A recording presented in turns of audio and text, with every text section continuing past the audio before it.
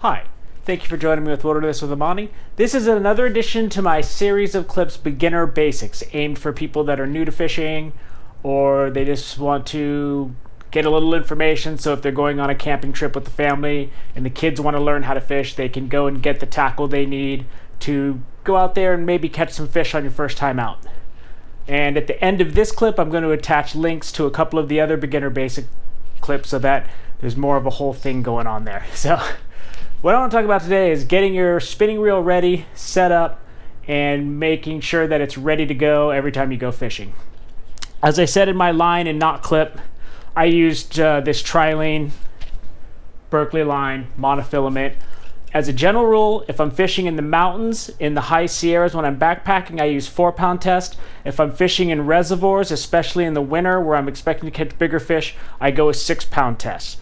Another reason I go with the 6-pound test when I'm shore fishing is there's a lot of boulders, there's a lot of stuff in the water, and when the fish are running and swimming around, your line's going to get scraped up against those rocks, so you want something with a little bit more durability.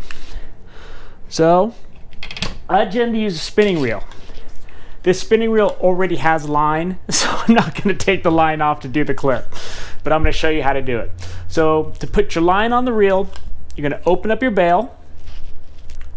You're going to take the line from the spool and put it through this eye, and then you're going to tie it around the spool and just tie it in a basic knot, and then clip the extra line off as low as you can so there's not a big piece of line sticking off, and then take your fingers and spin the spool with a little tension on the line so that it wraps around a few times so that it doesn't just slip in place when you start to reel. Next, you close the bail, and that will put the line under the bail. Pinch the line with your finger right here to keep tension so that it goes on tight, and just start reeling. Okay, so put the line through the first eye, pinch it through there, and start reeling, and it'll just reel it in like you had just made a cast. I like to fill my reels up. One spool of line fills both of my reels. First, I fill the smaller reel to capacity, and then I fill the larger reel to capacity. So one spool of line's got about 330 yards on it. So, each reel you're going to have well over 100 yards of line on it. So what I like to do, especially on a multi-day trip, I'll fish the first day or two, and then I pull off like 100 feet of line, because that's the line that's in what I consider called the impact zone. That's the line that's going to be scraping on rocks, getting stretched and snagged. So I pull off about 100 feet of line after the first couple days of fishing or before my next fishing trip, and then you have the fresh line that's underneath. That's the benefit for filling the spool. You don't want to fill the spool all the way so that the line is completely flush with the edges, because then the line's just going to come off and you're just going to get tangled. So you want to keep a little bit of space in between the line and the edges of the reel. Another thing you're going to notice when you're dealing with your spinning reels, especially if it's me, I don't particularly take the greatest care of my equipment. I mean, both of these spinning reels are over 10 years old, and they've caught hundreds of fish. Just tons of fish. And I rarely oil them. I'm not saying you shouldn't oil them, but one thing that you're going to want to do, if you have about half your spool filled, you probably still have enough line. But over time, when you're setting your rods down on granite and things like that, you're going to get nicks in the edge of the spool. And when you cast with the spool that's not completely full, the line's going to catch on that when you're casting it out, and it's going to stop you from being able to cast fully. All you need to do for that is get a piece of fine sandpaper and just sand around the edges and smooth it back out. This thing's been smoothed out so many times it's not even brass anymore. It's just a silver color. I mean, even setting it on the ground when you're in the Sierra Nevada or you're in a lot of mountains, it's going to get nicked up. I mean, it's unavoidable. If you only fish in boats, it's never going to get nicked up because you don't have that coarse thing. When I'm hiking up and down rivers and things like that, and I get to a spot where I need both of my hands to climb, I just throw my rod if that's what it means, or I just set it down and let it fall. Because it's a lot easier for me to replace a $30 or $40 reel than it is to replace, I don't know, the snapped bone in my leg because I was trying to hang on to my pole and not get it scratched up. So typically with reels, I like to get a reel that's around 25 to 35 bucks. Walmart sells some, but they don't have a great selection. I usually like to go to Bass Pro Shop Superstore, or Big Five always has a small reel that's pretty good. And I usually like to stick with Shakespeare or Shimano. Shimano makes really good reels, and Shakespeare makes really good reels. So that's all you got to do. So when you load your line on and you do that, and then you keep this spool smooth, you're good to go. The final thing I want to talk about is something that I mention often. When you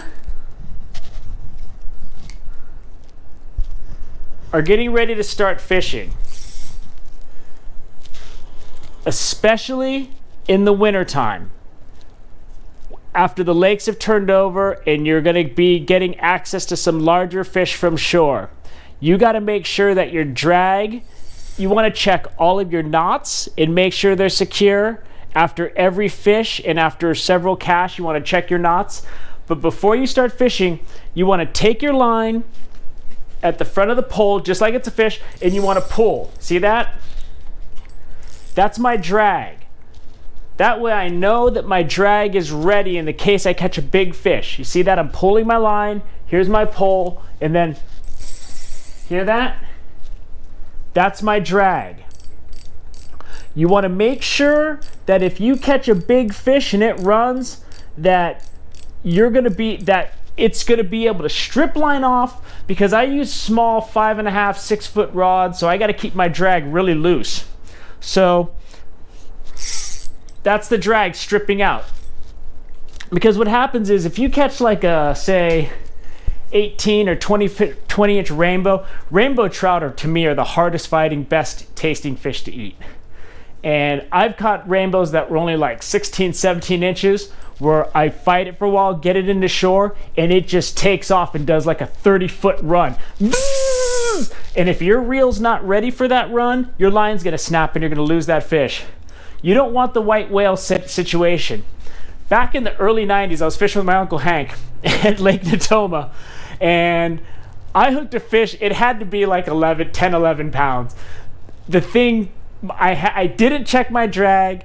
The thing jumped out of the water, snapped my line. We saw the fish clean. My uncle's going, "Oh my God, I can't believe you lost that fish."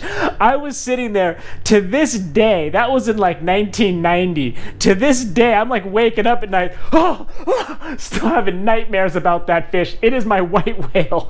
Don't get a white whale. Check your drag, check your knots before you go. You might not catch something worthy of that for years, but let me tell you something, the day you do not want to lose that fish. Another thing you want to do if you're fishing in the winter is get yourself a long handle net. You'll see when I'm shore fishing, I have a long handle net, because that'll allow you to stop that fight before the last couple runs are possible. If you can get the fish, you want to bag that fish as quickly as you can. So this is your drag right here. Turning this dial makes it stronger or makes it weaker. And then you just want to adjust it so that when you pull your pole, the line can strip out with still good tension. And then if you're reeling it and the drag's too loose, you can just make minor adjustments while you're fighting the fish and tighten it a little bit so that you can reel it in more. What you can't do is when the fish starts running, you're not gonna be able to react fast enough to make that adjustment. It's one thing to make an adjustment when the drag's too loose. It's another thing to make an adjustment when the drag is too tight. So I hope that this spinning reel setup helps you if you're new to fishing, and if you do have a chance to teach a kid and take a kid fishing, it's a great thing to do. People took me fishing when I was young, and it changed my life for the better. So thanks for joining me with Wilderness with Amani, and if you have a situation where you want to pick up things, start with the beginner basic clips, and then just look at different clips I've put up about sneaking up to the water and how to learn how to fly cast, and you can build up a great deal of knowledge that would take you years to learn if you just were stumbling through it. So thanks for joining me with Wilderness with Amani, and I hope you get a chance to get out there and fish, and even better, take a kid fishing. Thank you very much.